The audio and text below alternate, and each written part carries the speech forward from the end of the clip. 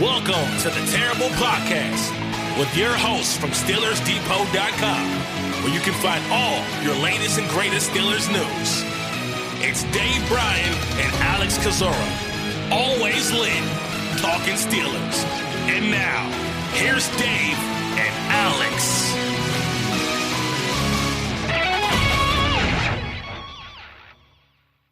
Welcome to the Terrible Podcast, Season 13, Episode 51. He's Dave Bryan. I'm Alex Kozora, SteelersDepot.com. Thanks for being back with us here this Wednesday, Steelers Nation. Davis, we're kind of sitting in a bit of a lull ahead of the holidays, ahead of Thanksgiving. So let us be probably not the first, but one of many to wish everyone a very happy and great Thanksgiving tomorrow as we wait until Monday night for the Steelers to travel to Indianapolis to take on the Colts. Dave, how you doing? I'm thankful this morning.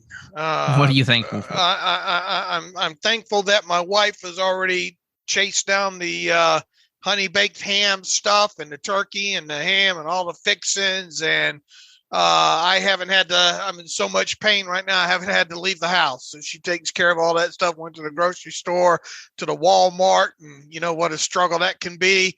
And I'm thankful that I get to do what I get to do and watch football. And the good thing about, I think, with the Steelers playing on Monday night is be able to sit back and watch a lot of football games, not only on Thursday, but some good college football games on Saturday, and watch the full slate on Sunday, and then cap it all off with the Steelers game on Monday night. Because obviously, when the Steelers play on a Sunday, depending on when they play, if they play early, the 1:00 Eastern times, sometimes we're able to get stuff done, at least peer in a little bit on that Sunday night game.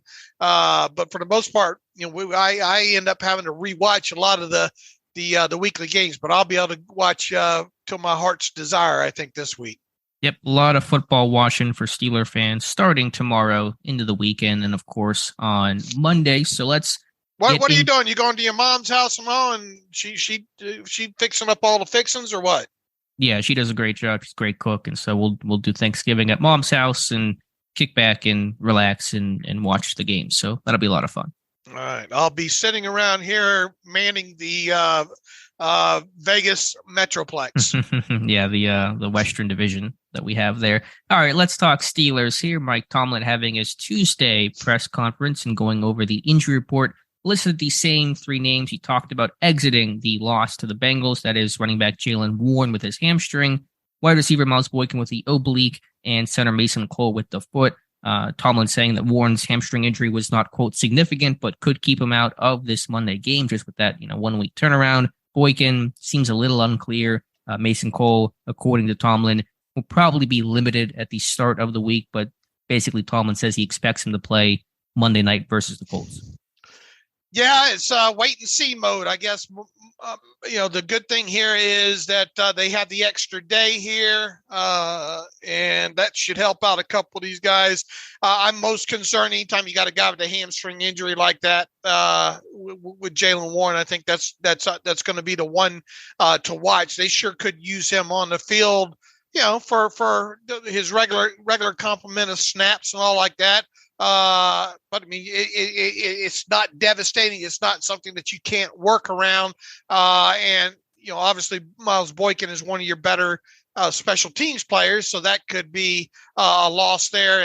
And Mason Cole, he's a tough SOB, and I'm surprised he missed even some time in that game if all it was a foot. So it must have been pretty bad to drive him out of that game overall. But I thought J.C. Hassenauer did a fairly good job overall in relief of Mason Cole. But at least at this time of the year right now, to have that injury list be that low, that small, and you look at the names on it, I think they have a lot to be thankful for there. They do. Not too bad for a late November game here. Yeah, Warren, very much doubt he plays. Maybe he doesn't miss as much time as, say, Nikella Witherspoon, who has been out with that hamstring injury. Tomlin did not mention Witherspoon. We'll have to see what the injury report. Is there one today, or does that not start till Thursday because of the Monday night game? I think because you got a Thursday, because a Monday game, I think it goes Thursday, Friday, Saturday. Because they practice Saturday. Right. Thursday, okay. Friday. So probably no injury report today. And look, they did. They released Quincy Wilson off of the practice squad yesterday, right? So maybe that's a sign that Witherspoon is on his way back to practice this week. True. That's a good point. Now, if Warren does not play, we would imagine there's an elevation coming. Could this be the first time Anthony McFarland is part of the game day roster? It could be, but obviously Anthony McFarland is not going to give you much on special teams, right? But if you didn't need another back in uniform, that you could obviously do a couple of things for him. Use him in certain instances. I don't think you're going to ask him to pass protect a whole heck of a lot, but that could be something that we're heading for. It will be interesting to see if they use this practice squad spot on a running back today. Yeah, they have two with McFarland and Jason Huntley signed back at the start of the year, but I think a wing alignment jet sweep coming to McFarland Monday night is going to be the crazy Steelers wrinkle they're going to bring the Colts. Man, I keep going back to that game in college at Maryland. I think it was the Ohio State game. Is that you're going to go back? No, not that one. The ball. I think it was the Bowling Green game when it was a freshman. I think it was McFarland's freshman when Canada was there. Them running McFarland off that wheel route thing there. I'll have to see if I can pull that clip somehow. But it'd be interesting to see if he does get elevated, and then if he does, obviously how many snaps. I wouldn't imagine it would be a huge number of snaps if he did get elevated. No, I wouldn't think so either, but we'll have to see what the injury report says Thursday and go from there on Jaylen Warren, on Boykin Cole, and all the rest. So Mike Tomlin speaking during his Tuesday press conference. I believe the first question he got asked about was him looking for a response to what Jermaine Pratt, the Bengals linebacker, said post-game following the Bengals win over the Steelers, saying that the Steelers offense was predictable and we knew what plays they were going to run. Tomlin essentially saying that he doesn't really pay much mind to that. The both teams are very familiar with each other, Steelers, Bengals. They know each other pretty well, and that it really comes down to execution. So what's your take on Tomlin's response to Pratt's comments? Yeah, just going off of the all 22 tape, I didn't think there was anything real egregious overall when it came to, trying to mix things up, because we've said it several times. It's not uncommon for teams to. I just found that clip. I'm gonna. I know what the one we've talked about it before, but feel free to send it again. I'm gonna send it to you again, just so you don't think I'm crazy, even though I am crazy. But I have certain memories, certain things stick in your head, certain plays, and I just sent you that. That clip I see it. Yeah, I don't think they're gonna run this one. Okay. But back to the predictability and all standpoint, it's not uncommon for teams to run, this technically the same play and a few times during the game. Normally you see things run a different direction out of different personnel grouping maybe, or different formation and stuff like that. There were, I think, three instances in the second half where maybe they didn't mix it up enough, but I didn't view it as being. We've seen worse. I mean, you did a video I think earlier in the season where, oh my God, change some stuff up here. Mm-hmm. I didn't find anything that egregious to that degree where, the level of predictability was so high.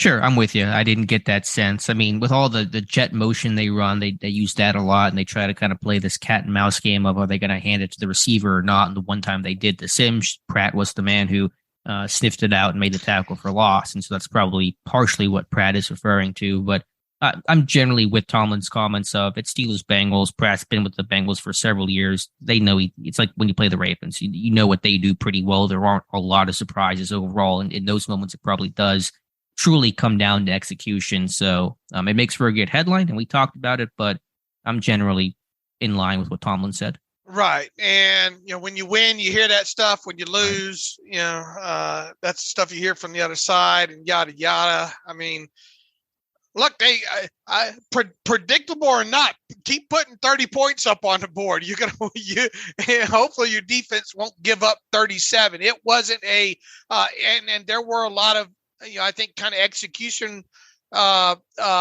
areas there that obviously could be better. And, you go back to the flea flicker and really any trick play or any play call in general. If it works, it's a great play call. If it picks up 5, 6, 8, 9, 12, 80, 84 yards, it's a great play call. If it doesn't work, it's a bad play call, right? Mm-hmm. And sure.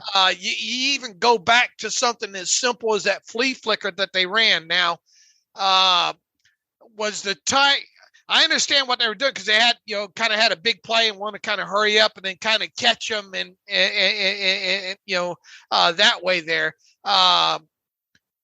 If the pitch back from Najee is on the money, that's a touchdown. Now, I didn't like the fact that you had two players down the field, virtually running the same route. It feels like one of those guys should have been crossing the face of the middle of the field safety to keep him occupied there.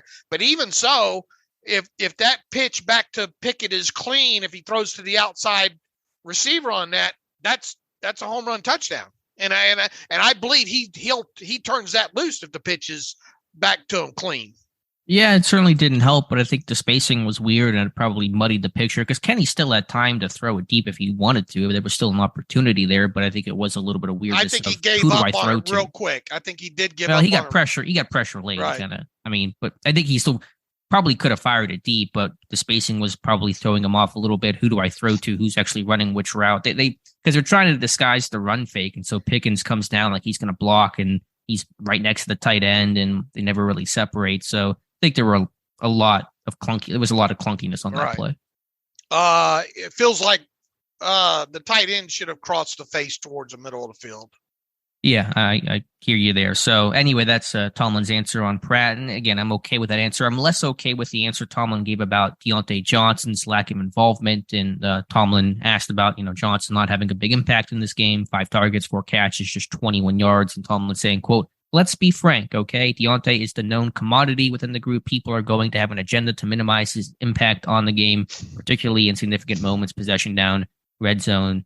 Football." Goes on to talk about, again, he's the proven guy. The other guys are young guys, and they're the ones making plays. I get that to an extent, but, every team that has a star has to find ways to overcome the attention those stars get. And Diontae is not in that star category in the sense of, in his prime Antonio Brown, but I don't want to just, say, well, the defense makes plays and there's nothing we can do about it. There's always things you can do. Look at the way that the Bengals used T. Higgins to repeatedly get him open very creatively, different alignments, number 1, number 2, bunch, etc.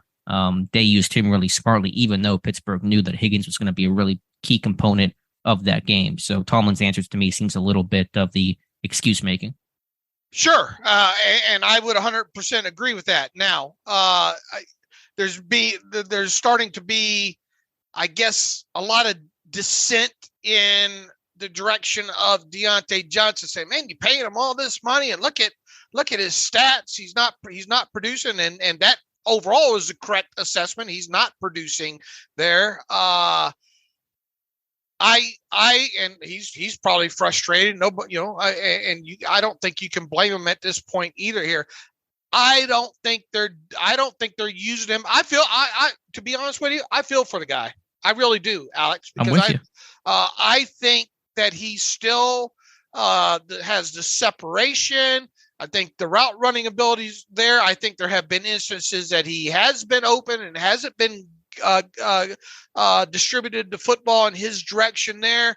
And yeah, I mean, you want your top wide receiver to kind of be, I don't want to say angry, and I don't know to what degree. I don't think he's causing any problems there. There was a whole dust up evidently between him and Trubisky earlier in the season, and I know people automatically, if they're not a Diontae fan at this point, are saying, well, he should have caught that ball in the end zone against the Jets. I agree. He did catch it. He should have got both feet in bounds.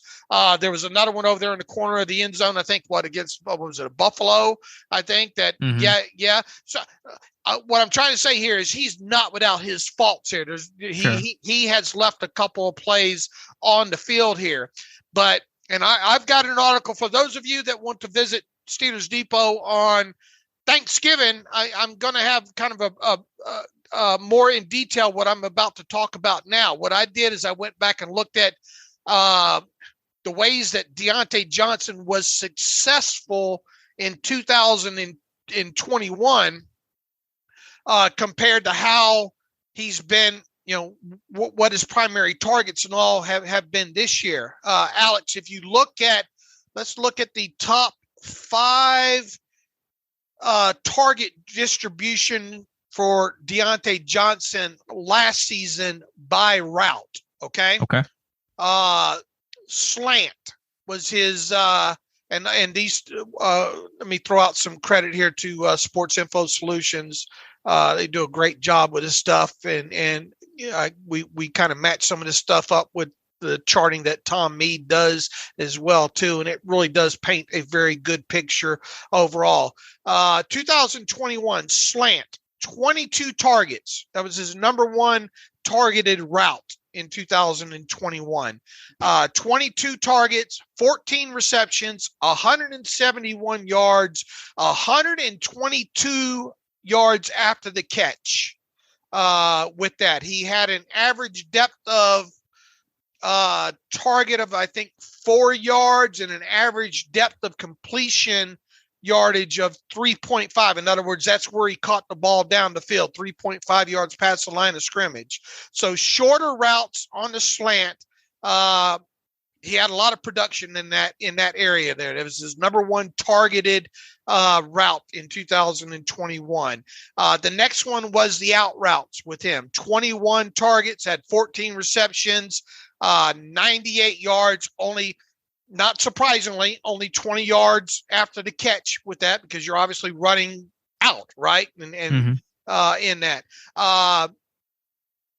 A tie for his third most targeted route in 2021, 17 each on screens and curls. Obviously, these screens, he had 15 catches on the screens on 17 targets, 130. I'm focusing more on Yak here because with Diontae, I'm not going to get an argument from you on this. Diontae is a player that's better served getting the football out in space where he can run, correct? Correct. All right, so that's mostly what I want to kind of focus this on here. On his screen passes last year, like I said, 17 targets, 15 completions, had 113 yards of yak on those screens. Now, this yak is obviously counted from where he catches the football. So if he catches the football 2 yards behind the line of scrimmage, whatever he gains in yak won't necessarily match up with the actual yardage gain from the line of scrimmage. But he did have 113 yards of yak on screens. The curls, as you would imagine, 5 yards of yak on 10 catches, because obviously you're not running out in space. It's a curl route in there. And then his fifth most targeted route in 2021 was the go/fly route. 15 targets, had 6 catches for 231 yards and 55 yards after the catch on those. So those were his top 5: slant, out, screen, curl, go, fly. All right. Okay. What about this year? This year, his number one targeted route, the curl route. 11 catches on the curl, 5 yards after the catch. His second most targeted route, the out route. 9 catches on 12 targets, 8 yards after the catch. His third most targeted route this season, the comeback. 11 targets, 9 receptions, 1 yak. Is that like 1 grit? Yeah, I guess. Did you ever watch My Cousin Vinny? Have you ever watched My Cousin? I haven't seen it. Man, you got to watch. That's another movie to add to your holiday playlist here. The fourth most targeted route for him this year, the slant. And obviously there hadn't been a lot of those, right? He has had 7 targets, 3 catches, 5 yards of yak off of that so far. And then the next one after that, screen and fade are tied together with 6 targets each. He has caught all 6 of his screens for 45 yards of yak. His 1 catch on 6 targets on the fade produced 1 yard of yak. So you can see a little bit as far as remember the go fly was in the top 5 of 2021 routes. He had 15 targets, 6 catches, 231 yards, and 55 yak. This year he has 4 targets on go fly, 1 catch for 36 yards with 5 yards of yak on that. And give me the slant numbers, 2021 versus 2022. And, obviously you're talking about a full season versus half season, but sure. For which one? The slant? Slant, yes. That was his most targeted route last season. 22 targets, 14 catches, 171 receiving yards on those with 122 yak. This year, 7 targets, 3 catches, 20 yards, 5 yards of yak. Yeah. Now, again, there was that DPI against the Saints that would have negated a big play. But generally speaking, and we had talked about this a while back, and I tweeted about this a while back, I think Johnson's has been terribly misused in this offense. And he's talking about the most common routes he's run in terms of catches this year. It's the out, it's the curl, the comeback. A lot of that's due to the sprint outs they were running incredibly heavily early in the year. They've kind of gotten away from that to a decent extent the last 4 to 5 games. But, Johnson needs to be a guy that can do his damage after the catch. I understand sometimes he runs backwards, and that's an issue too. But, generally speaking, he's at his best whenever he's in space. And Pittsburgh has not done well to get him in space this year. When you look at some of his advanced metrics this year, raw kind of advanced metrics here in receiving, you will notice that his, what was the one that you threw out? The average yards per average depth of target, or no? His okay, here it is. Yards per catch per. What is that? Yards per catch per reception. 7. Okay. His yards before. No, that's not what one I was looking at. It was I'll find it here. Hold on. Yards per reception. 8.9, which is 2 yards less than the 10.9 that he had last season there. And you look at that alone and you say, man, that's a 2-yard drop off. I mean, that's pretty significant.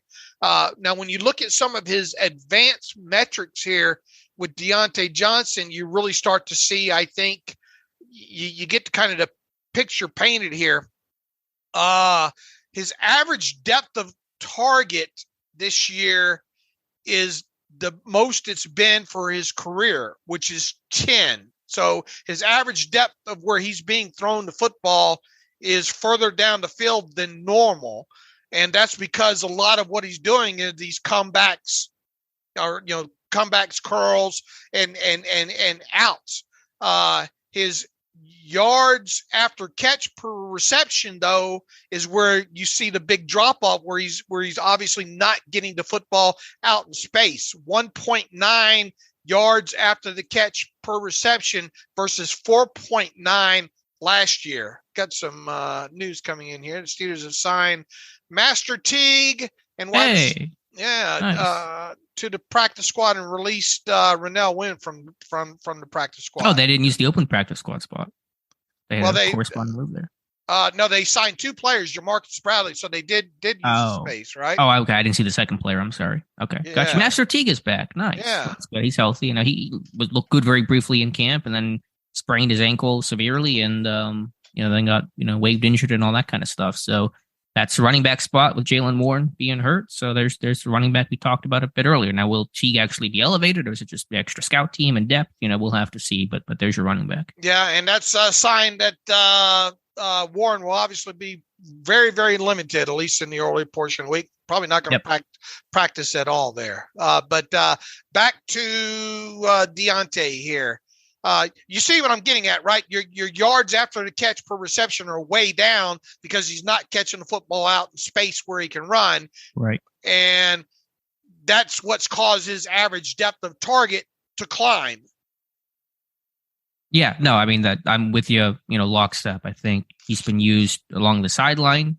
They have not been able to utilize his talents well enough and his skill set, and that's got to be frustrating to him. I mean, there was even one play. I know we're kind of talking to the tape in a podcast, which is not always the best thing to do for the listener, but if you go back to if you want to pull it up, if you have a second, the 4:34 mark of the Steelers offensive tape, the boot that they ran, which is kind of a weird concept because there's nothing in the flat, but just watch the route they have Diontae running. It's so convoluted. It's so just messy, just overthinking it with him, and it ends in a Pickett throwaway. Just, I don't know what the plan is overall. I mean, Johnson's skill set's pretty obvious, pretty simple. They just really have not done a good job to utilize that. And again, where's the mark? Where's the mark on the all 22 drill? Do you have it? Yeah, 4:30. Yeah, the 4:30 mark. Yeah, if you pull that up. Early in the game, right? Yeah, this was first quarter, I believe. But the 4:30 mark, whenever you pull up the tape, that'll be that play. The throwaway from Pickett. Just watching the ref for Johnson, this weird out and up curl. It's just, what are we doing? Again, he's not a hard guy to make work in this offense. And I understand he's had his problems and he's, the occasional drop and frustrating play. But I think they've terribly misused Diontae Johnson. So I can certainly, feel that frustration that I'm sure his body language after that. Yeah, not good. The shoulders kind of slumped, didn't they? Yeah, what kind of route is that? What are they trying to do with that? This one-man route that's, 18 different things. I mean, just run this guy on some slants, get him in space, change his alignment, play him on the slot a bit more, and you can make this guy work. And his response after the game, look, I'm running the routes, I'm doing what I'm told to do, They need to start trying to get him. Here's my thoughts on this. Maybe he needs some more slot snaps, right? Yeah, I mean, I haven't checked Tom's charting from this past week. I know they played him inside a little bit, maybe a bit more against the Bengals, but not as much probably as they could or should. And look, even they tried to get him that football out to the left side. I think the first play of the second half, right on the screen, and you look at that. You still frame that right after he catches the football. It looks like that thing has the ability to pop because you had the right body count on the outside. But no, the Bengals did a good job of defeating the blocks, and it ended up going for 1 yard. Even though it looks like, man, once he catches that's going to be at least 7 yards. Right. I think the blocking could have been a bit better, and Diontae was a little indecisive. So again, Diontae's had his problems this year. I'm not trying to put this all on the scheme, but if you just look at the numbers you just rattled off in terms of route concepts and usage, it's a night and day difference. And again, the yak's not there for him. That's when he's at his best. Those are the plays he can make in space, in stride, and that's not happening this year. The offense needs to run through him more, plain and simple, and it needs to run through him. Obviously, when not running the football, but because that first and foremost, you should be trying to establish the run. But getting the football out where he is deadliest, and where this team really needs the help is the yards after the catch. We talked about it coming out of the Bengals game, 70-something yards on 25 completions. That's not going to cut it for this offense. I would disagree slightly and say the offense doesn't necessarily have to run through him, but whenever you use Diontae, use him smartly. Play to his skill set. How about some bunt sets? I mean, I understand he's the X receiver and backside quite a bit, but George Pickens can play the X receiver too. Use bunt sets, get free releases, get this guy in space. I mean, so it doesn't always have to be true slot snaps either. You can do a bunch of stuff with him. Again, just in the way the Bengals were very creative with using T. Higgins, that constantly created new matchups and new looks, and Pittsburgh was always trying to play catch up. So again, I just think they've not utilized Johnson's skill set, which is weird because Canada was with him last year. Johnson's a known guy, and why are they totally changing his usage this far into his career? Just seems strange to me. Call it whatever you want to call it, but the ball needs to be in his hands more with him out in space. And then also, this is a guy that's proven since he entered the league too that he can go vertical. Yeah, you mentioned, some of the vertical, he had 2 45-yard touchdowns last year, and he's got just the one catch on a go ball. That was that 36-yarder against the Saints. So, right. I mean, again, I think there's been less use vertically when this guy can win vertically. Right. But anyway, so I didn't like Tomlin's answer to that. I understand to a degree defenses take him away. I'm not sure if I'm seeing a ton of that on tape, to be honest with you, in terms of defenses really trying to take away a guy averaging 9 yards per catch. But even if that's true to some degree, there's still things Pittsburgh can do to try to combat that. Well, he can't throw the football to himself. No, he can't. And again, I mean, he's frustrated, and I think he probably, to his detriment, vented that frustration too much early in the year. And since then, I'm guessing somebody had a talk with him, Tomlin, receivers coach Chris Jackson, and said, hey, we need to be a leader in this room and not, publicly vent the way that he has. And so he's tried to put on a good face about it. But I imagine this is a season to forget for Diontae Johnson. Real quick, when looking past this year at the wide receiver room, you think they're going to draft a wide receiver? Do you think they need to draft another wide receiver now that Claypool's out of there? Yeah, I would say so. I mean, we'll see what Calvin Austin can do year 2, but with a rookie year, that's a wash. And clearly, Steven Sims, Gunnar Olszewski, I mean, those guys played 63 combined snaps, and aside from Gunner's couple of late catches, they did nothing in that game. So, they need to add to that room. Right, and look, we said let's see what happens with Sims in the slot here moving forward. They're A, they're not using them, and B, it doesn't look like they're going to get much out of him and Gunner. Right. I mean, with Sims, he's just pure gadget motion guy. They refuse to use him as anything resembling a receiver. And I understand there's an asset in him with a jet game and quick game and stuff like that. But he's Ray 2.0 in terms of how he's being used in this offense. Do you need to maybe try? We haven't seen Diontae on the jet get the ball on the Jets much of any, right? Well, his first touch came on that 3rd and 1 play against the Bengals. But I mean, no, with Johnson, I'd rather just utilize him as a receiver. Last year he didn't have anything on the jet last year, and this year he's got 1 for 4 yards with 8 yards of yak. Was that the one? No, because the Bengals one was a 3rd and 1. They got like 1.5 on, so maybe they're calling that something different because it was under center, I think, not a shotgun kind of traditional jet play. But they don't have that tabulated as a jet then. Must be just an end around. I don't know what they're going to call that one. Okay, but I think just have to change the route tree is the primary way to improve Johnson's stats. All right, I was thinking about this yesterday. Back to the wide receiver question. I think that potentially, if they do draft a wide receiver next year, that it should be, I don't know, round 3, 4, or 5, right around in there, and be more that another Z, best kind of Z, because I think it give you the ability then to maybe mix and match Pickens and Diontae more between the slot and the X. And obviously you're going to try to work in Calvin Austin to some degree there, but I think, and you can tend to get more of those glider,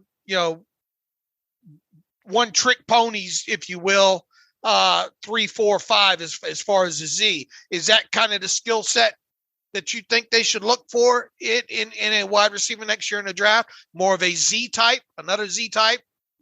I hadn't thought about it too much. I wouldn't say that wasn't my first thought because Pickens is kind of going to be the Z receiver in this offense. I mean, I think there's the ability to, with all the mixing and matching they do, it's a little less about the position and more about just the overall skill set and a guy that can be versatile. I still think a real true slot receiver would be nice because there really isn't that guy on this team right now.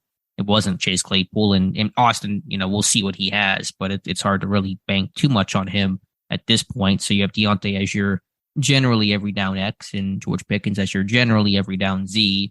Who is your slot receiver next year is a big question. Yeah, but I think where I'm at right now, I'd like to see him more kind of mix and match, maybe Pickens in the slot next year, along with Austin, and just spend a 3rd, 4th round pick on another Z. Okay, yeah, I mean, it just depends on the board, and again, I think the lines have blurred a bit. During the AB age, it was very clearly said AB's the X, and Martavis, whoever was the Z, and Juju for a time was the slot kind of guy. I think the positions and the lines have blurred in terms of guys playing all over, but I would kind of lean towards more of a slot type guy. All right, what else about Tomlin here? Let's see what else did Tomlin say. He didn't take any of the Jeff Saturday bait. Good for him. Yeah, they were definitely trying to set him up pretty hardcore on that one. Did praise Presley Harvin. Don't talk about the punter too often, and Tomlin and Tomlin even admitted that as well. But Harvin had a good game overall. His placement, his directional punting has improved. His net punting has improved by a fairly substantial margin. Now 14th in football at 41 yards per punt in terms of net. So some progress there for Presley Harvin. Just need to have that consistency over longer periods of time, you know? Yeah, and placement will be very key for him because they do a ton of directional punting in Pittsburgh. There aren't a lot of true open air punts where it's straight down the middle, just try to maximize distance. And so being able to punt directionally with decent distance, hang time, and accuracy, trying to combine all these things is pretty tough to do. And I think Harvin has improved there. He'll kick in a dome the next 2 games. That'll be good for him. But I think punters in Pittsburgh really get judged by December outdoor games. And after the Falcons game, week 13, you're Baltimore, you're at home, you're playing a lot of cold weather, wintry type environments. So that'll be really key to see how Harvin finishes this season. All right. The only other really kind of notable things I think that Tomlin said on Tuesday, asked about Kenny's progress and George Pickens' progress. Yeah. And, Tomlin basically pulled the Nick Saban, quit asking me about Kenny Pickett and his progress. I think he doesn't want to have to evaluate it openly every single week, but said that, and some people are running with the headline of, because Tomlin said, is Pickett progressing? He said, yes. Is it as quickly as, ideally? He said, maybe not, and people are trying to run with that. Like Tomlin was really criticizing Pickett. He wasn't, just saying that, you would love every player to be in even a faster development than where they're at right now. But the video that I did this morning for Steelers Depot, again, the second half was pretty miserable for the Steelers offense. I think Pickett showed a lot of encouraging signs of progress and played a really strong first half of football. And even in the second half, as ugly as it got, still made some plays in the second half that were impressive. I think and we covered this the other day, I think what handicapped him the most was just that continuation of working uphill on third downs. Yeah, you can only survived that for so long. They did it in the first half. They really couldn't do it in the second half. And I think that is a big reason why this game went south.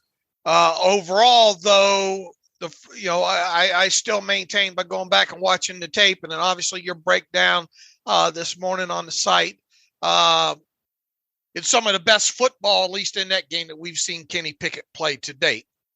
Yeah, I thought he handled those third and long situations well overall. I thought he did a great job to keep his eyes downfield. He was scrambling to throw, not just scrambling to run. Obviously, his legs, mobility is an asset, and he can, run if he has to. But I like that he kept his eyes downfield to find Jaylen Warren on third down early in that game, to find Pat Fryer within a 2-minute drill to get 27 as opposed to him running and getting 7 yards or something like that. So some of the things I saw in training camp that were especially impressive in terms of his downfield vision on the move, I thought really kind of reappeared in this Bengals game. Yeah, not going to get him into the Hall of Fame or the Pro Bowl or anything, but there were things that I think we saw that we hadn't seen before. Right, but now again, there'll be good days, there'll be bad days. It's progress. How do you carry that over? Can you continue those things? Can you avoid repeating mistakes? Those will all be the important things to watch. All the big benchmarks for Pickett the rest of the way. Right. Let's see. I do want to talk. I think it's probably good on Tomlin. The Pro Football Hall of Fame announced its 28 semifinalists for the 2023 class, and 2 Steelers are among that list in wide receiver Hines Ward and outside linebacker James Harrison. That list will be whittled down to 15 sometime later this year, with the finalists picked in February, right around Super Bowl time. So Ward and Harrison headlining that list, and that brings us back to the age-old question and debate about Ward's future and chances, and also James Harrison, his first time on the ballot. And I think Harrison is a really interesting case in terms of what are the odds he gets in. There's really good arguments for him to be in. There's also some arguments about him not getting in, at least not anytime right away. And so what's your take on both those guys, Dave? Here we go. We're going to rewind some of the same stuff. And when you look at the other wide receivers who were named modern era semifinalists this year, a bunch of them are carryovers from last year, right? Anquan Bolden, Torrey Holt, Andre Johnson, Steve Smith Sr., Reggie Wayne. In fact, I think you only have one new one in that group and obviously Hines Ward, this is what, 7th consecutive year I think he's been a modern era semifinalist. Henry Ellard is the new name I think in that group there, and I think it just goes back to what we've been unfortunately saying for the last couple of years now. There's such a log jam there with these wide receivers, some immediately from Hines' era, and then some that kind of came in about halfway in there. Diontae Johnson. All these guys are tough battles for a guy like Hines Ward, and I think you go back to, once again, Hines Ward was Hines Ward in any one season of his considered that, the top wide receiver or top 2 wide receiver in the NFL? And I think the answer is no in that. If you want to look at him from a longevity standpoint, yeah, some of the numbers and people are throwing these things out there once again, like they have really for several years now. You look at his stats and it's more from a longevity standpoint, right? Yeah, to a degree. I mean, I think just I'll rattle some off here from this Mike DeCourcy. Top 15 in receptions all time. Top 16 in receiving touchdowns. Top 27 in yards. Feels like a kind of a reach to throw in a top 20. I assume when somebody says you're top 27, that means you're 27 in yards. You're not 23rd or 8th or anything like that. Best blocking wide receiver ever. I mean, it's hard to take issue with that. Super Bowl MVP. He was indeed that. 2 Super Bowl rings. Yes. 3 AFC championships. I can't help but keep going back to the idea. Look, I mean, I played a lot of fantasy football for 30 something years now. And you got a good idea who produced what, along those years. At any given time, I just don't think that you can say that Hines Ward was one of the top 1 or 2, 3 wide receivers in the NFL in any given year. And I think that's going to hurt him. Yeah, I think so. I think at least for now, until what? Until this log jam gets out of the way here. The problem is, does it ever go away? Because some receivers may go in, but there'll be another batch of receivers in a year or two. There's always receivers cycling in. And the problem that Ward is facing is twofold. A is that logjam of receivers, even before Ward. I think about what Tim Brown took forever to get in, or Monk took forever to get in. I mean, there's a long list of names receivers, unless you're a Jerry Rice type. Those guys generally have a wait because there's so much competition there, and that's never going to probably change. And then as the years go on, you're facing more modern era receivers, the Calvin Johnsons, the Steve Smiths, Diontae Johnson, and their numbers are going to be better because they played in a more pass-heavy world and pass-heavy teams. Steelers were always kind of run-heavy teams for the vast majority of Ward's career, and so the numbers are going to look less and less impressive over time. So, again, I love Hines Ward. The blocking, the mentality, the physicality is awesome. I'm not trying to downplay his career one bit or what he meant to the Pittsburgh Steelers. He was immensely valuable. He'll be a slam dunk Hall of Honor candidate, which should be soon, I think, right, in terms of the criteria for that. So that's coming up probably in a year or two. But I just don't see it happening until Veterans Committee, maybe 10, 15, 20 years from now, when the old timers go back and say, they don't make him like Hines Ward anymore, and they put him in that way. That's the path for his chance in the Canton, Ohio. Look, the Super Bowl MVP is a hell of a feather to have, right? Yes. To go along with what else, with everything else that he did. And yes, people will keep coming back. Well, he changed the game, the rules with his blocking and all like that. He was a hell of a blocking wide receiver, but boy, if you're going to make a case for him, you really have to hammer that in the Super Bowl MVP to even get a good discussion going within all that. Because once again, I don't think Hines Ward was ever viewed in any one season as being, because Antonio Brown, I mean, there was multiple years where, man, Antonio Brown's the best wide receiver in the NFL, right? Yeah, I think from that standpoint, the on-field stuff, AB has a much better case for the Hall than Ward. Now you get into all the off-the-field stuff, and that's a whole separate conversation to have a couple of years from now, I suppose. But yeah, I don't want to beat this dead horse, because I think people know our stance on that. It's probably among our most unpopular opinions when it comes to Steelers Nation, but I just don't see Ward getting in, and nor do I think he really deserves to get in. If I was voting for the Hall of Fame, as much as I love Hines Ward, he would not get my vote. I agree. And because we're going to be having this conversation probably for several more years here. Let's just leave it at this. I don't think this is going to be the year for Hines Ward. Nope, I don't either. Now, James Harrison gets really interesting to me, because would I personally vote for Debo in the Hall of Fame? I would. I think he meets my very simple criteria of, were you one of the best players at your position for an extended period of time? And that stretch that Harrison had from 07 to 2011-ish, I mean, he was the most feared defensive player in football. I mean, he was just dominant. And, when you make one of the most memorable, if not the most memorable play in Super Bowl history, to me, that's all worthy of being put and enshrined in the Hall of Fame. Now, the argument against James Harrison is going to be just kind of the opposite award, where it was over a shorter period of time. There wasn't quite the longevity in terms of that dominance level. It's a little Terrell Davis-like. I think Harrison a bit better than what Davis's stretch run had, but 84.5 career sacks does not off the top scream Hall of Fame. Yeah, and that's the hardest obstacle I think that he has, especially when you look at a guy like Kevin Green, how long it took Kevin Green to get in. Look at the sacks that Kevin Green had. And you look at all these guys, you look at the all-time sack leader list, both unofficial and official. James Harrison's way down that list. Right. Because his career didn't basically start till he was 29. I mean, he didn't, he was bouncing around special teams before he was not a full-time starter until his age 29 season. But it goes back to what we said, in any given 1 or 2 years, was James Harrison the NFL's best edge rusher? Yes, he was. And let me tell you, that Defensive Player of the Year honor holds a lot of weight.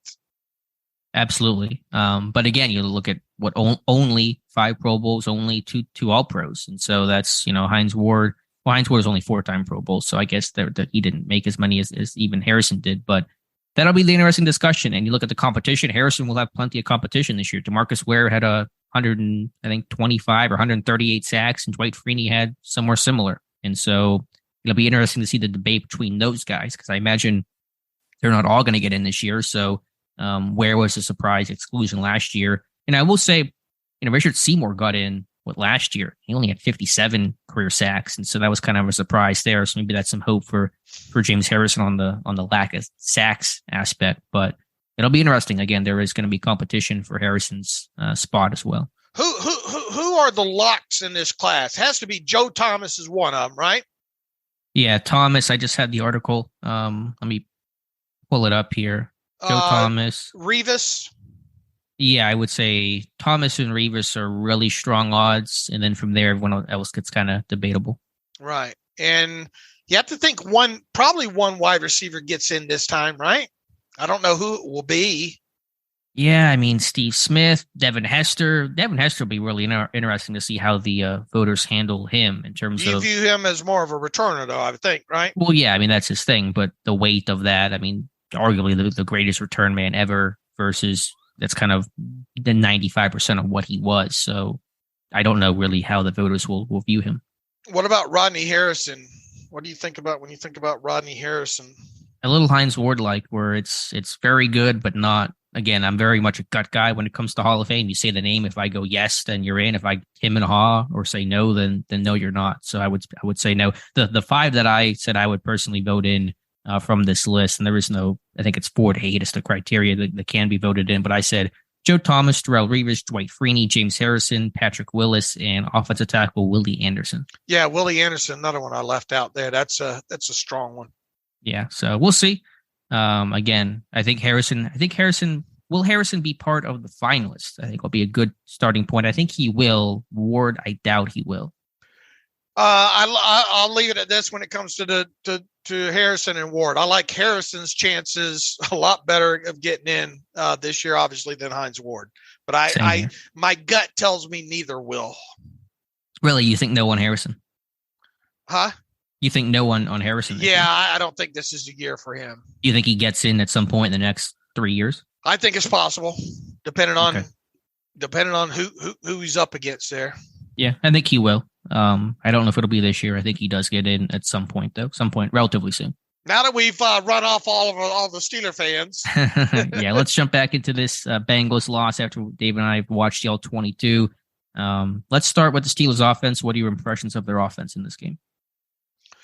Clunky, still clunky, still, I think. But once again, I think, they had some nice, I thought there were some more positives in the run game overall. I thought Najee, top to bottom, had a very nice game. I thought some of the blocking up front was fine when it comes to that. Let's see what else. Kenny Pickett, we've already talked about. I thought Kenny being able to extend some plays really made a difference in this game, more and especially in the in the first half of this game. Let's see. I mean, I thought Freiermuth, top to bottom, played okay in this game. The fact that the biggest thing was not taking. It's something that Mike Tomlin tried to continue to drill down. That I think maybe put a little bit too much weight on was the where they possessed the football at and not taking advantage of that, which is true to some degree. But I think the biggest thing here was, and especially in the second half, first and second downs, continue, not having a big enough success rate there to put yourself in a lot more manageable third down situations. I thought that was the biggest thing on the offensive side of football there. Yeah, I went back and I think your commentary on Dan Moore, watching that game live, I thought, okay, Dan Moore had an okay game, but watching it back, I think he did struggle a fair amount against Trey Hendrickson. And his issue's always been primarily dealing with power, dealing with bull rushes, and he's still kind of working on maybe getting a bit stronger in just his technique and his punch and things like that to have a better anchor. But I think you really kind of felt his weakness in this game in terms of getting walked back into the pocket. Okay, fair enough. I mean, it wasn't a great. You go back and look at it from some end zone views in there. He was in Kenny's lap way too much. Yeah, and I think especially in the second half, late in that game, the stunt pickup got really bad, especially on the right side between James Daniels and Chuck Woolmore, where they were just missing repeatedly. And stunt pickup's been a problem quite a bit, too much for my liking since the Dolphins game in, week 7. And teams are really, I think, seeing that and testing that, and Pittsburgh's not communicating and passing things off effectively. Look, they still managed to put 30 up in this game, though. Does it feel like a 30-point? I mean, I will take it, but it certainly doesn't. It doesn't feel like a 30-point outing with 7 points kind of coming in at semi-garbage time. Yeah, and maybe because the way they scored on a couple of those. I mean, Najee. I mean, it was a good block on the edge there, but for all practical purposes, he went untouched, right? Yeah, it's funny George Pickens is such a good blocker. He's accidentally tripping people and making blocks. If you watch the safety on that play that falls, that's because Pickens unintentionally just tripped over his foot. Right. So the Pickens blocking strikes again. I mean, listen, I think and the Pickens touchdown, it looked like there's a lot of miscommunication going on over on that side there. Who has what there, and then and props to them kind of running them out of that bunch that quick to kind of cause that confusion on top of it there. So, but it did look like a little bit of I got him, or do you have him? Yeah. And then plus that's on a safety that was on bait. So you got a receiver on a safety, and that's typically a good matchup that you want your receiver to win.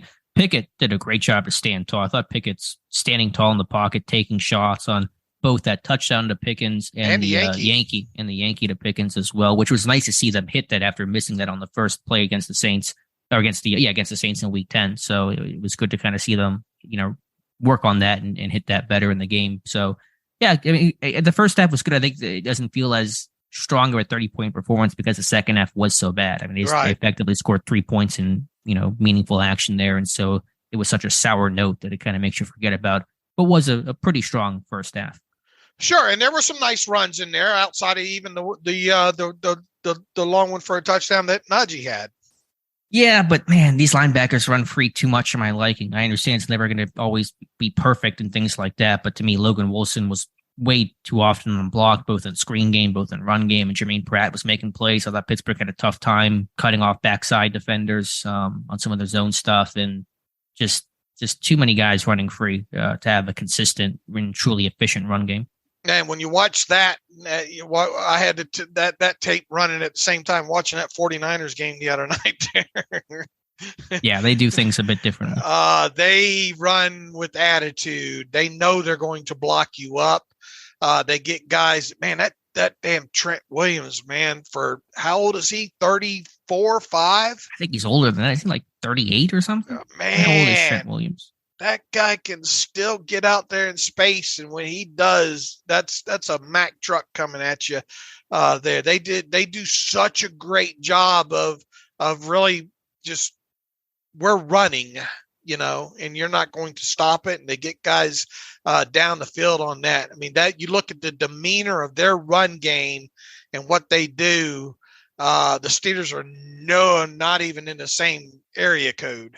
Yeah, and I was wrong. You're right. Trent Williams is 34 years old, but he's still playing at an incredibly high level, best left tackle in football. And even watching their guys out in space on that Debo screen or whatever that was, Brendel's downfield. I mean, Pittsburgh trying to run screens. We just mentioned the clips. I mean, they throw screens to Frymouth and Diontae in that second half, and both look good initially, but you just got miscommunication and poor blocks and, two screens that should have gone for really positive yards, ended up going for, I think, a grand total of 4 yards. Okay. So that's the thoughts on the offense. Flipping over to the defense. Pat Frymouth leads this team in receiving yardage right now. Did you realize that? Yeah, I think I mentioned that on Monday's show that he had surpassed Diontae Johnson. But I mean, Frymouth's having a heck of a year. I think Joe C had a good article yesterday for the site talking about, despite the lack of touchdowns, Frymouth is having a really impressive year in being used vertically. One last point that now that you mention it, Chase Claypool has more receptions of 20-plus yards than Diontae Johnson does this year for the Steelers. And Claypool's not been a Steeler for a hot minute now, so that just shows the lack of vertical game or yak opportunity with Diontae. And one other thing that sticks out, George Pickens is just 3 receiving yards behind Diontae Johnson right now.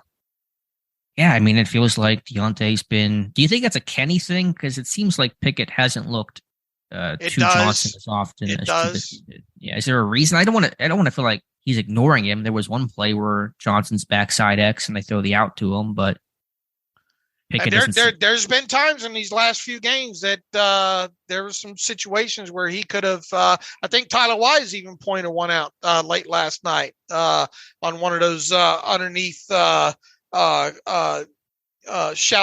crossers that probably could have gone to Diontae on out in space there. Yeah, they had a couple of those, but I don't know if it's just because Pickett. I don't know if it's because Trubisky, knew who Diontae Johnson was, as you're kind of a guy in the league and who's good around the league and stuff like that, and so you kind of throw to him more, or that's because Pickett didn't really throw to Diontae during the summer because he was running second team or that kind of stuff, or if it's just some randomness to it. I really couldn't tell you. Well, look, the biggest thing about this offense in the passing game is, I think, some getting in way too many third and long situations for starters. Second of all, where is the yak at? They just don't have the yards after the catch this season, and it's just hasn't been a 1 week thing here. For this offense to register more explosive plays, it feels like, and to be able to sustain drives, they're going to need more yards after the catch, and they're just not getting them. Yep, you're absolutely right about that. So flipping over to the defense, your impressions as you kind of go through the tape. How does this Steelers defense, which was healthy on paper, look good? Created turnovers in this game. How did they allow 37 points? That is the biggest thing that's got me troubled, I think, coming out of this game. Because if you would have told me ahead of time that the Steelers would have put up 30 points in this game, no matter how they put them up, I would have thought, man, they probably won that game. I was expecting a lot better performance overall from this defense. Just their pressure seemed to come in spurts, like back-to-back kind of stuff, and then nothing for quite a while. The explosive play thing, this was my terrible take. yesterday here. You coming off and this is another thing that kind of had me kind of hyped, because I was like, oh, all right, going to get Minkah Fitzpatrick back. You got Casey on the field. You're coming off of a game against the Saints where you didn't give up any explosive plays. You got TJ Watt back in his second game now. Miles Jack back on the field. I was expecting a much, much better showing overall. And props to the Bengals for scheming things up the way they did and all. And because I said in one of my 5 keys, I thought that, I'd take my chances with them running their offense, trying to get T. Higgins to be that guy to beat them. And I'll be damned if they didn't. They moved him around quite a bit in there. Goes back to kind of things that you said. And I agree. Arthur Millette, the fact that he really had some head scratchers in this as well too. Now I think on that touchdown to that tight end, I thought that was, they passed that off well and all like that. I think, Burrow just made a great throw. It was a great catch on that play overall there. But there are a lot of, asking guys like T. Higgins to be covered by guys like Arthur Millette.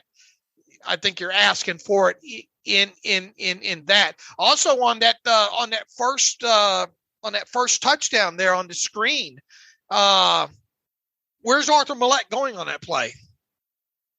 On the 29-yarder from P. Ryan? Right. Is that the one you're talking about? I'm trying to think about. Yeah, I just remember the pursuit didn't feel good on that play. I pulled a gif of that, and I want you to tell me what you you think Arthur Millette saw on that play. Yeah, I'm trying to think back to the play. I think the pursuit behind was pretty poor.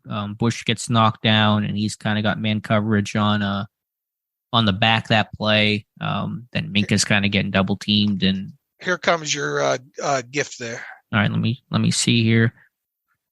Let's see. Not sure what Millette is seeing is what you had written there on that one. Yeah, that where's he going? Well, I think he's got.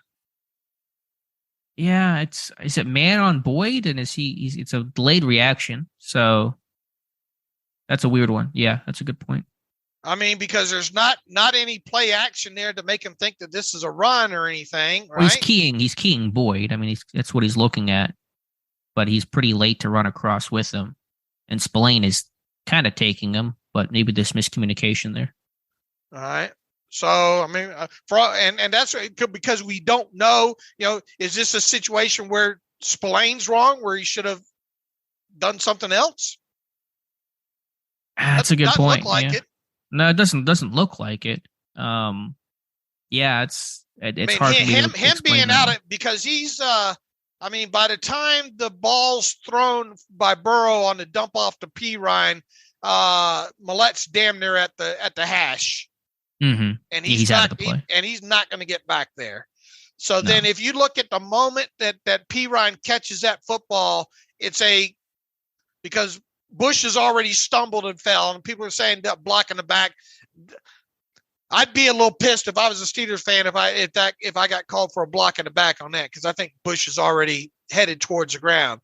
If you look at the moment that P. Ryan catches that ball, it's an advantageous situation because you got basically 2-on-2 downfield. You got Millette out of the play. You got Bush on the ground. Who's going to chase that down? Right. There's no one there. And I don't think guys were running as hard as they could have been either, from Terrell Edmonds to the backside linemen and stuff like that. But yeah, and plus again, it's hard for these defenders out in space because you can't cut these linemen. What's the rule? Can you cut them outside the tackle box? Or I forget what the rule is on some of that stuff, but it's still obviously a difficult situation. So yeah, good point on Millette. I think it was obviously a pretty poor game for Millette in terms of that. And I even, not that it was very consequential, but I had the clip of him on the opening kickoff where he's L1, he's furthest most to the outside, and he's chirping at the Bengals players. He's clapping and misses the actual kickoff and has to have a really delayed reaction to it. So again, Millette, he's a good player. He's not an every down player. He's a niche player. He's a role player, and I think he's a rundown guy in a pass happy world. And now in Pittsburgh, he's become an every down corner, and that's just exposing the very well known flaws in this game. Right, and just like us going back to some kind of closing thoughts on that. Burrow played well, man. There's sometimes the other guy plays well, and they did not get enough. They didn't, as I mentioned, they had so much success on the early downs on first and second down, and then when you did get them in third downs, they had 9 third downs that the Bengals faced in this game. 2 of them were after the game was in hand, so that's 7 third downs in total. Now they got off when they were supposed to get off on those other 7, at a good clip on those other third downs. They just didn't get in enough of those situations at all.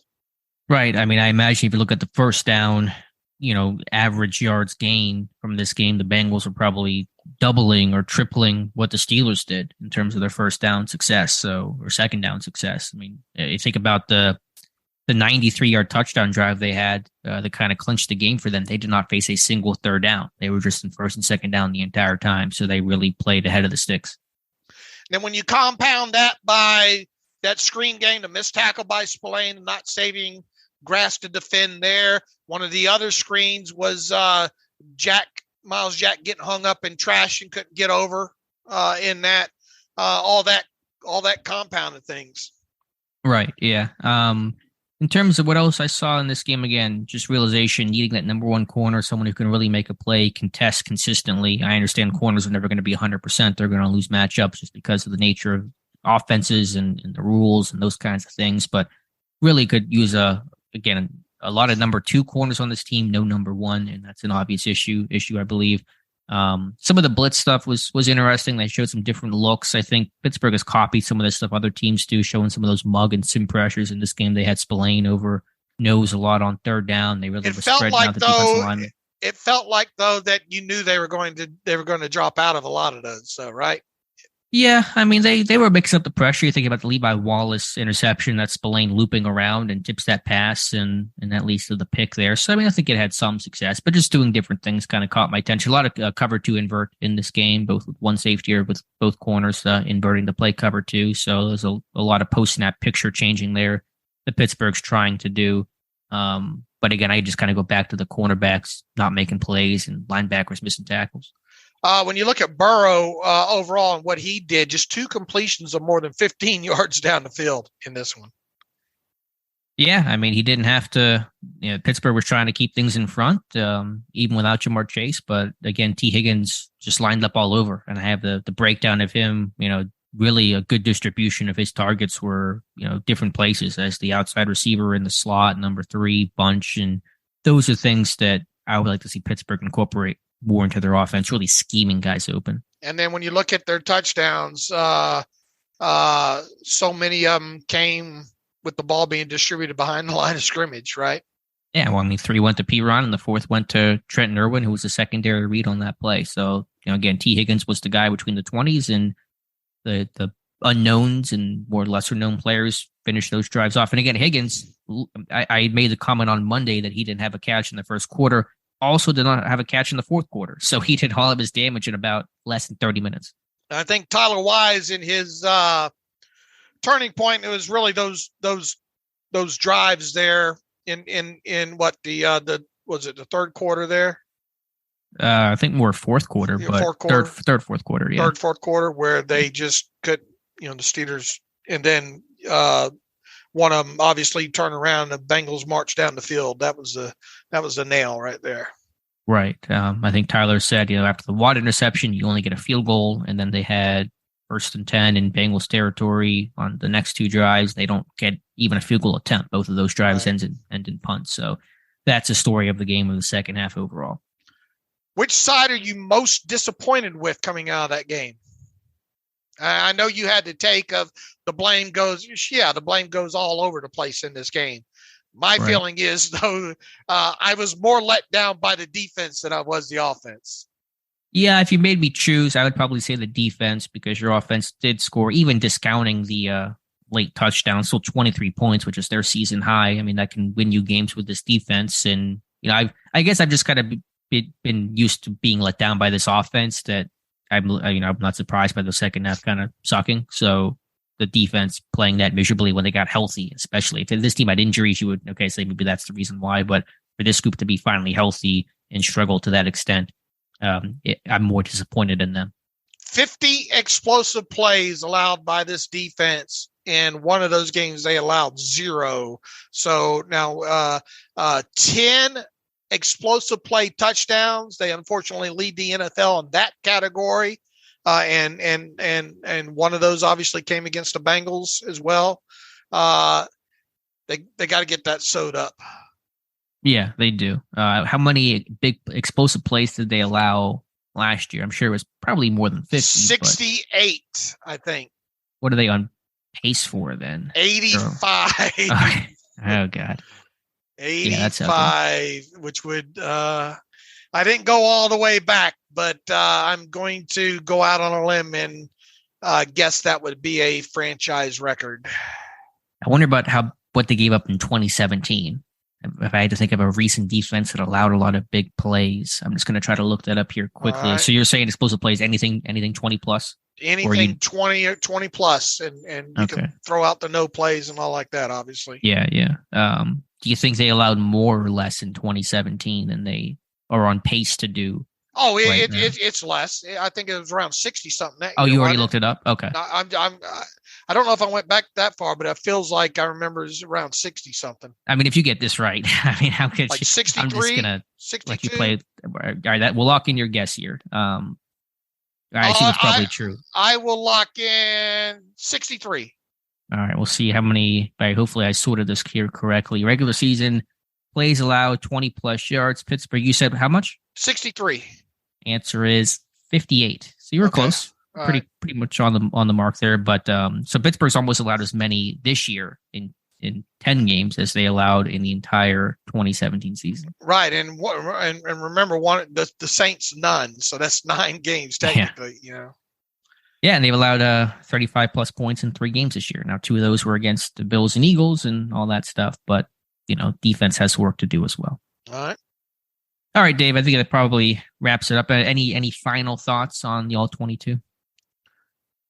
No, I think we got most of them out there. Tackling, obviously, you coming off of a game against the Saints where tackling was very, very good, I thought, and this game not so much. And the inside linebackers did not, as a group, did not play to up to standards. One thing we are seeing, and it's going to get lost in the wash, is Devin Bush is a lot more physical, and we've noted that last, I think, 3 games now, a lot more physical near the line of scrimmage, but he's still not the playmaking element's not there, though, right? He's doing some things better, I think, but he's not impacting games. Yeah, I think, and neither is Jack, really. I was just going to say, I think you're not getting it from either guy. I think Jack's been fine, been solid, but I was looking up some big play numbers last night. If I can find where I it written down, I probably at least in Spillane's instance, at least he didn't make a play in rushing it, tipped the ball that got intercepted. I mean, that counts for something, and he owed it to him after the missed tackle over there on P. Ryan that went for a score there. But he even beyond that, he plays downhill well, and Spillane will get you some tackles for a loss in a game. But just as a group overall in coverage and in those key. They're not making plays overall as a group, period. Impactful plays other than really the Spillane tip of that ball that got intercepted, I think. Sure. I actually, it's funny you mentioned that. I was looking up the numbers late last night. The number of total combined sacks plus forced fumbles plus interceptions plus tackles for loss between Jack, Bush, and Spillane, it's only 6 on the season. And Ryan Shazier would do that in a game, So again, we're not asking anyone to be Shazier, but while I think Jack has been fine and Bush has been better, I think you make the great point. They're not really producing a lot of splash overall. And you're not expecting them to have 6 interceptions or 10 sacks, but something would be nice and not getting enough there. I do think Bush, though, and I'm going to hopefully do a video on this later this week. While I still don't know if it's been good enough, I still think Bush has not played so well to deserve that he comes back next year on a new contract, but he has been better. I think he's communicating a lot more. He's more vocal. He's kind of more in tune with things. And I think it's giving him some more confidence on the snap of the football. Yeah, I would agree. But you put something out, and look, nobody has been harder on Devin Bush since the day he was drafted than me, right? But for us to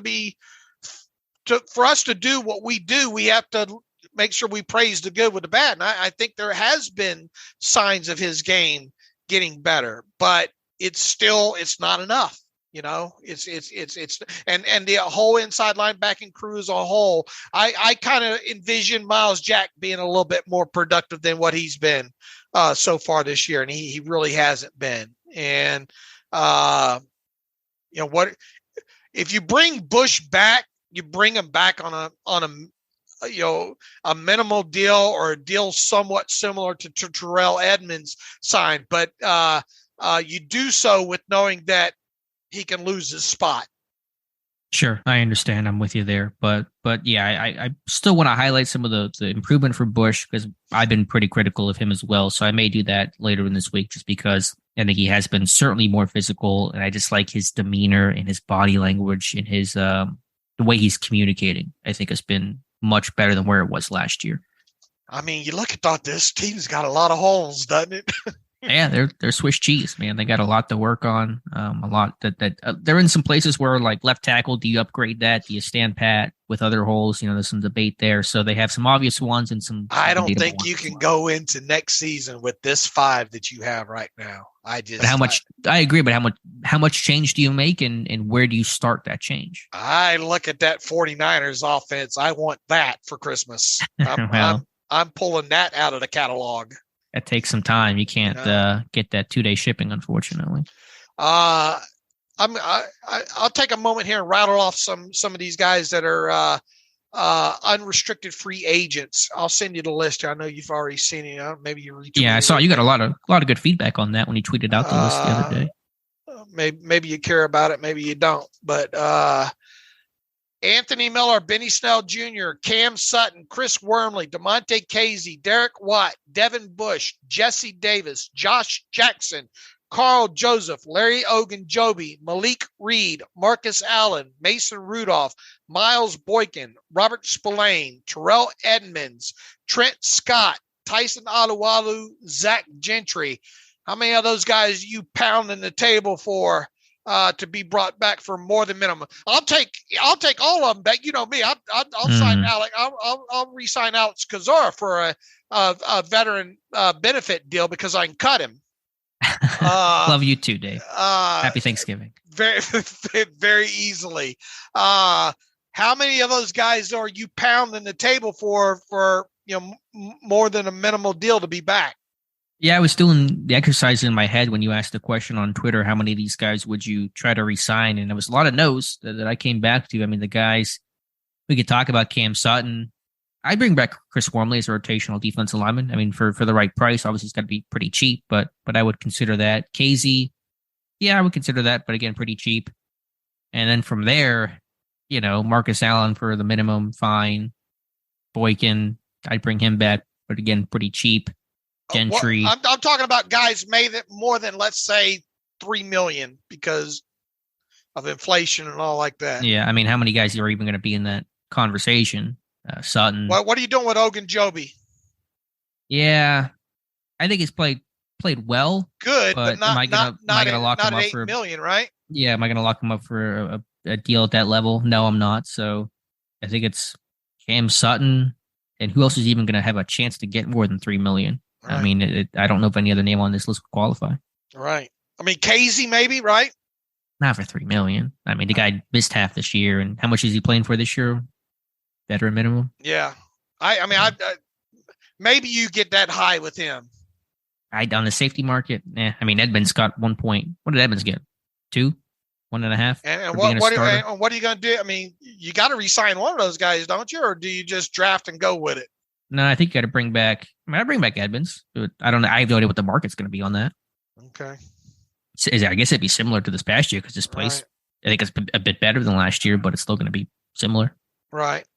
But long story short, there's a lot of names on that list with unrestricted free agents, and the guys that you do bring back on the minimum deals are just guys, and there's not many of them that you're going to re-sign for the $3 million or more mark. Yeah, I mean, again, big picture, this will be roughly a 6-win team with a new regime in Omar Khan and Andy White with a lot of free agents and some money to spend. It's going to be a lot of roster turnover. It's going to be a lot of changes, big and small, made with the roster construction come this offseason. A lot of holes, and you have to fill them with more than just draft picks, I think. In other words, free agency. Yep, March will be busy for us talking about the guys that come in. So anyway, I think it's a good recap there. Let's get to some reader emails and close out today's show. All right, let's see what we have in the email machine here. Jason Council writes in, hey, Dave and Alex, any chance we see a mid-season mock by you two? I was just wondering to see what your first 3 picks might look like. I know Alex has been talking about having the guy at cornerback, and have to agree that the Steelers desperately need a corner, maybe even more than O-line. He says, I saw Jonathan posted his mock 2.0 and I loved it, but corner came in the 3rd round. Unless you're the Seahawks and can pluck a Tariq Woolen out of the 5th round, then I think the corner should be at the top of the list. But then again, Steelers have a ton of needs: nose tackle, defensive end, even linebacker with Devin Bush's contract expiring, and you obviously can't forget offensive line. So my 2 questions would be if there's any chance we see a mock draft soon by you two, and then if you're the GM, what position would you guys narrow down in on the first 3 picks?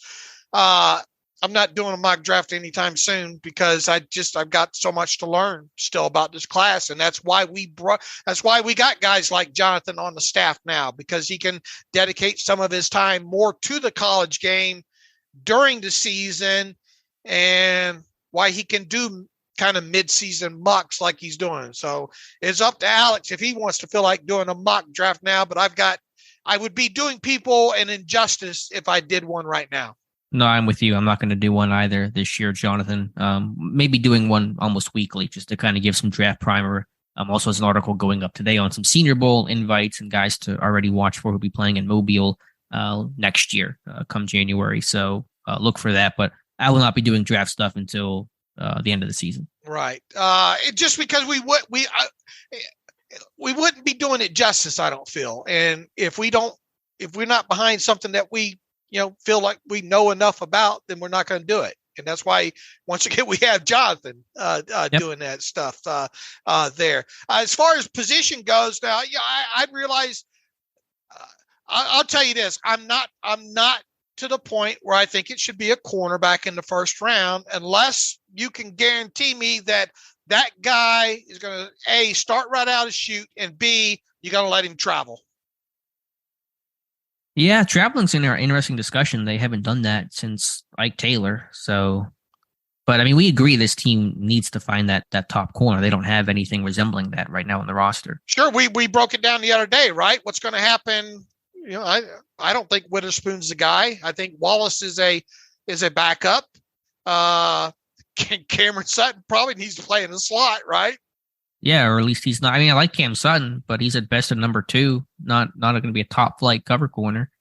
I mean, William Jackson's best days are behind him, and he's not even under contract. You know. Yeah. So again, they need that guy to face Chase twice a year and all the great receivers in football. Again, I understand it's easier to say that than actually go out there and do that type of stuff, but it's a pretty big priority if you get in that position. I mean, and just because of you can't guarantee me, your top corner, if you a round 1 cornerback will travel, I can't get on board with that being the 1st round pick, especially with the way this team's drafted cornerbacks over the years and all like that. I think maybe that's a position that you really look hard and heavy at potentially in free agency. Yeah, you could. I don't know what's going to be out there, but even that has its own projections. You talk about the Chargers signing J.C. Jackson, that big prize, and he has not played well for them this year, a different scheme fit. And so there's a concern there as well. I'm going offensive line right now. Push come to shove. You want to narrow me down into which way I'm going in the 1st round? Yeah, I mean, I've talked about trench play needing to be probably where it starts, but I just don't want to, ignore corner if there's an opportunity to potentially get, Ringo or Joey Porter Jr. Let's see here. Ashley Bright, buddy Ashley, been a listener of ours from, I think, day 1. Thanks, Dave and Alex, for your work and being in the trenches during the season. Coverage is the best. Others try, but don't measure up. Question, comments. Is the reason for the team not completing a whole 60 minutes performance or coaching, or is it a combination of talent leadership from the players? It's probably a combination, and it's hard to distill that down and to say just one thing. It depends on the game, depends on the unit, depends on what happened in that particular game. So it's off the top. It's hard for me to sit there and say just players, just coaching. It's often a combination. Right. It's all the things that led to us thinking this team would go 8-9 or whatever we said at the start of the season here. I keep going back to the one possession game stat, and I know the Bengals game kind of got skewed at the end, but I believe Pittsburgh is now 2-4 this year in one possession games. And again, coming into this year, over the past two seasons, 2020 and 2021, they were 15-4-1 in one possession games. So they're 2-4 this year, and I did not think they were going to be able to replicate their success in 2022, and that was the number one reason why I picked this team to be sub 500. And even then, I should have shot lower. The pass to Warren on the sideline by Pickett for a first down was special, and how he handled the blitz was strong. Who is Pickett's early quarterback comparison from the last 2 decades? I mean, I hate to get into all these. Who he reminds you of? Yeah, I don't think about that much. Once a career starts, I do some of that stuff pre-draft. My pre-draft comp, and I don't know if I still love this, but it was Jared Goff. That was what I had written. So you can take it or leave it, but I don't think about comparison to players too much once their careers begin. What do you think about people throwing out like Alex Smith and stuff? Yeah, I get it. I mean, fairly mobile, not super athletically gifted in terms of the arm quarterback. Smith kind of falls into that camp. But I mean, you can compare whoever you want. I just look at the play they're doing, and that's all that really matters. Is Jared Goff the most invisible starting quarterback in the NFL? If you ask someone who's the Lions starter, would people even remember that Jared Goff's still in this league? Good point. And it looks like the Jets are benching. Yeah, it's Flacco time. Wow. Zach Wilson's been a bench. That happened at a team meeting a little bit ago. It's crazy that Zach Wilson tore up Pittsburgh and then just has done nothing to anybody else. Yeah. Let's see. He says, I strongly, no strenuously, and that's a comment from a few good men, believe Hines Ward would be a Hall of Famer if the Pittsburgh media would get more behind him. He says, since Ed Bouchette is retired, who will represent him this year? He has the credentials while being on primarily running teams with half his career without a Hall of Fame caliber quarterback, considered the greatest blocking wide receiver with top 10 and 12 numbers when he retired, currently top 6 in playoff receptions, top 9 in playoff yards, and top 5 in playoff TDs, 2 Super Bowl wins and the Super Bowl MVP, while being the most prolific wide receiver, while being the most, it says, let me read that again. 2 Super Bowl wins and the Super Bowl MVP, while being the most prolific wide receiver numbers wise in Steelers history, was an amazing teammate and leader too. Look, we've talked about Hines Ward quite a bit over the years. Ashley, I think kind of where we stand on that. Yeah, I'm trying to think who's replacing Bouchette. I know there was a year where he was sick or something, didn't make it, and somebody replaced him. Was it Pursuta? Was it Lolly or something? Lolly, I forget who it is. I was trying to look it up because I know I come across it at some point. But whoever it is, I mean, I'm sure they'll make a case strongly for Hines Ward, and there are cases to be made. I mean, you can talk about the value that he had and the plays that he made and all that. I'm just telling you based on the history and based on my thoughts that I don't think it's going to happen for him. Yeah, and I understand the argument. It's not a new argument that Ashley's trying to make, right? No, it's not. And it's valid. I don't want to dismiss it. I just think, Hines Ward will be loved in Pittsburgh, but the Hall of Fame voters won't love him the same way. I agree. And we'll definitely see here. Let me go to the next question. Let's see. Where are we here? Bryce. We're always talking about quarterback's ability to audible in Canada's offense, but what about Austin and Tomlin's defense? How much leeway do the guys wearing the green dot have to audible and change defensive calls to help the Steelers match up better on the field? Yeah, I think a fair amount. It's more veteran type defense, and so the defense has to respond to a lot of what the offense does. I mean, so if there's shifts and motions and changes, the defense has to respond. Otherwise, they're going to be put in some really bad situations. So I'm sure there's a fair amount of freedom, and I see a lot of communication and checks and things like that. And again, I think offensively, Pickett doesn't have a ton of autonomy, but he's got more than people think, and I see him doing a lot pre-snap, especially post-bye. I feel like his responsibilities and ability to kind of change stuff has increased. Let's have some fun. Dave, you falsely accused me in the past of asking you gotcha questions. So this good way to start an email. Yeah. So this time, let me ask you a real gotcha question. Who's the better vocalist and why? Steven Tyler or Mick Jagger? You can only pick one. Look, I'm okay with the Stones. I never was a huge Rolling Stones fan. Obviously, more of a Aerosmith, Steven Tyler fan. I think Steven Tyler has great vocal range, or did. So I would go Steven Tyler over Mick Jagger. You got an opinion on that, Alex? I wish I did. I do not have an opinion. I feel like they're the same person, so that's probably sacrilegious to say in the music industry, but. No idea. Yeah, by the way, I like a lot of the Stone stuff, but it's not stuff that I have to go to. By the way, I was wrong. It's not Joe Flacco time. It's Mike White time. He's going to start for the Jets. Flacco will be the backup. Seth writes in, DNA. I know the book on Pickett was that he was theoretically close to his ceiling coming out of college at 24. Is it so irrational to say if he does not at least show the traits of a top 10 quarterback by the end of the 2023 season, Caleb Williams should be in play? That kid looks like he's better than 2/3 of the league right now. This is more about him than Pickett. You got to do what you got to do. Thoughts? My thoughts are that's a long way away, and I know I've watched obviously a little bit about Caleb and all. Mike, can Caleb come out this year or no? I don't even know the answer to that. No, I think isn't he like a redshirt freshman or something? I don't think he's eligible. All right.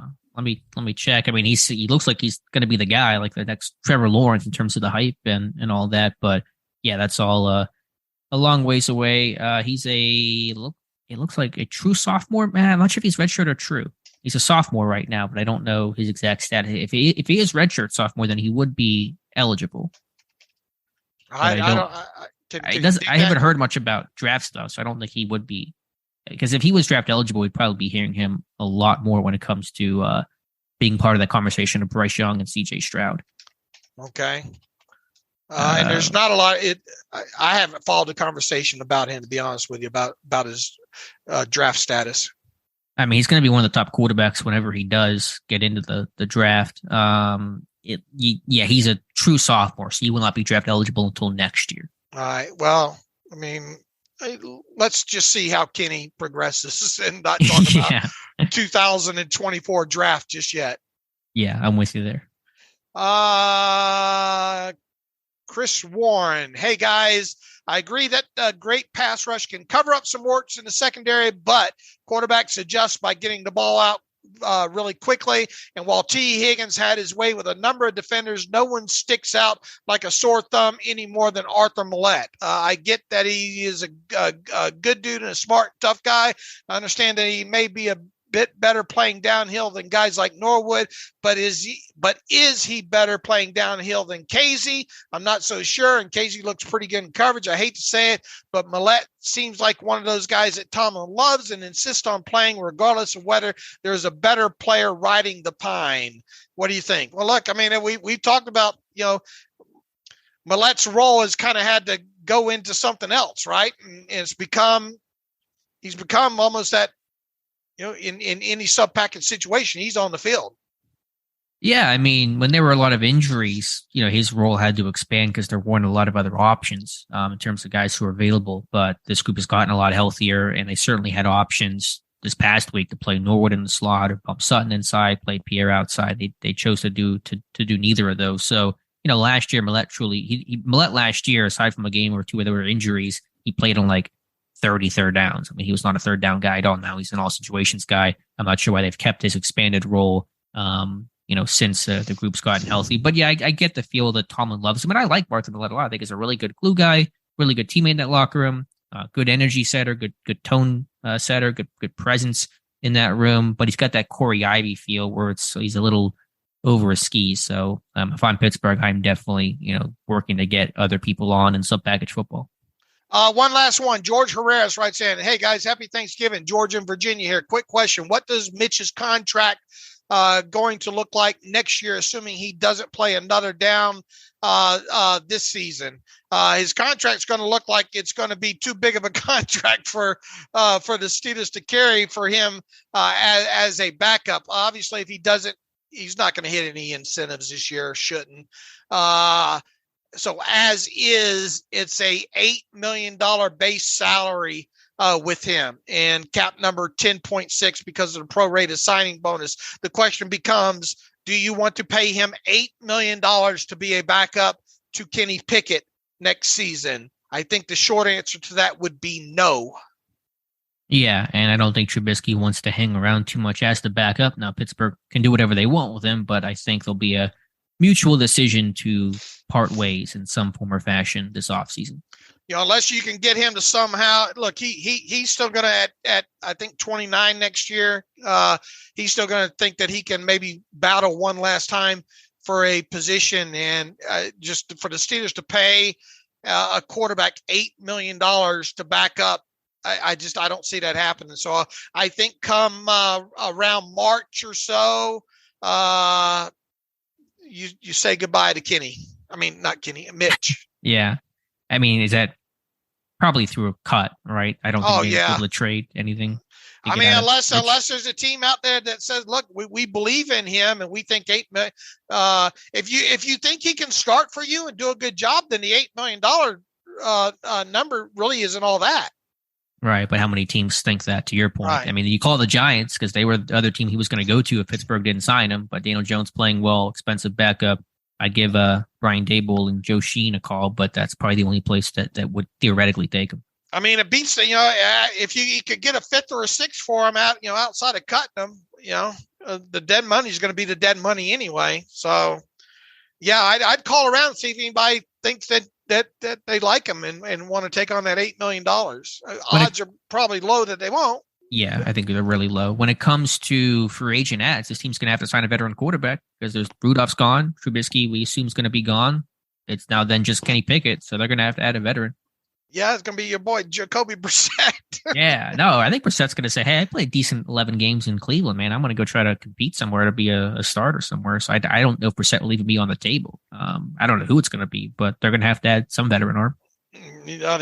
Hopefully they're not going to spend another late round draft pick on one, right?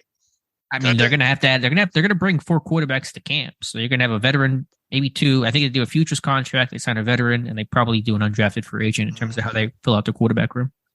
All right, we got through a lot of emails here. Then one last one here from JJ Walker. I may be in a minority, but I like Canada and his plays. I think his play calling in certain situations can be off, but overall, I think the execution of plays is not where it should be. I would put that on the players not fully grasping the offense because 1, we have young players, and 2, this is the first year of Canada really installing what he wants. Do you guys think another year of the players being in this offense and being more comfortable would lead to better execution and overall a better offense? Boy, people are probably shuddering me reading that email. I look, the execution's not been great. The play calling hasn't been great. I don't think Canada has maybe the respect of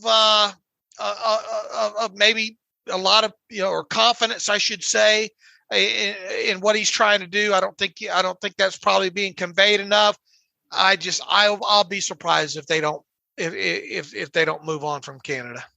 Well, I appreciate us reading this email takes the heat off our Heinz Ward opinions. If there's a guy that likes Canada, I do have to chuckle respectfully at the I might be in the minority here about liking Canada. I think you very much are. I understand that hating the OC in Pittsburgh is a national pastime, and no matter who you are, Haley to Fietner to Canada to whoever the next guy is going to be, is going to get that criticism as well. And sometimes I think fans want to rush to put too much blame on every single thing that goes wrong offensively on the offensive coordinator. But I still have not been happy with the job overall, both in the obvious overall production and just some of the schematic stuff that we've talked about. I think it's been a bit better as of late. I think the execution has been more of an issue.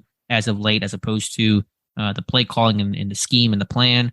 But it still has not been good enough for me to think that Canada has deserved and should be the OC next season. Right. I think he's going to be gone. I think we're just clicking off the games on the calendar at this point. Although the only devil's advocate point to make is I believe he is under contract for next year. And typically Pittsburgh doesn't dump guys who are still under contract. So we'll see if there's maybe a bit of a change in precedent with a new regime, but ultimately that's more of a Rooney call. You're trying to upset everybody before Thanksgiving, aren't you? I'm trying. I'm going to do my best. All right. Anything else you'd like to add before we close this out? Nope. We'll come back on Friday and we'll see if we get a cold sky. I'm not totally sure how that's going to go in terms of the Monday game and all that. And so hopefully you guys enjoyed the episode. I apologize. I'm a little under the weather, so I've been probably sounding worse than usual, but we'll come back on Friday and talk about whatever there is to talk about. All right. I hope you feel better. I hope you have a nice Thanksgiving over at your folks and all. Hope everybody listening has a safe Thanksgiving, enjoyable. We'll have stuff up on the site. So if you get a break from the dinner table, make sure to stop by Steelers Depot and see what we got going on there. Trying to do a couple things different to draw maybe some readers in on Thanksgiving here to make it worth your while there. So in the meantime, you can follow me on Twitter at Steelers Depot. Follow Alex on Twitter at Alex_Kozora. Follow the show at Terrible Podcast. Email the show, theterriblepodcast@gmail.com. If you like what we do and want to donate to the cause, SteelersDepot.com. Hit the donate button. Also, if you want an ad-free version of the site, SteelersDepot.com. Hit the ad-free button up right navigational bar there. So until Friday, happy Thanksgiving, everybody. And as always, thanks for listening to the Terrible Podcast with Dave and Alex.